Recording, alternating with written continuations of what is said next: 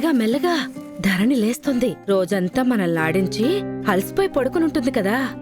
సరే సరే, మనల్ని ఆడిస్తూ అందరినీ నవ్వించే ధరణికి ఆ దేవుడు ఎందుకింత కష్టాన్నిచ్చాడు? ధరణికింత కష్టాన్నిచ్చింది ఆ దేవుడు కాదు, ఆమె కన్న తల్లి. అవునా? మరి ధరణి కథ చెప్పవు? మహారాణిలా పెరగాల్సిన బిడ్డ మనల్ని ఆడిస్తూ ఇదిగో ఇలా బతుకుతుంది. ఈ బంగారు తల్లికి తన తల్లే శత్రువైంది. అయ్యో అవునా? ధరణి నిద్రలేచినట్టుంది. మరి మిగతా కథ? నీకే కాదు, ధరణి కథ అందరికీ త్వరలోనే చెప్తా. పద పద పద. కన్న తల్లి ఇంట్లోకే కోడలిగా అడుగు పెడితే రుణానుబంధం త్వరలో మీ జీ తెలుగులో.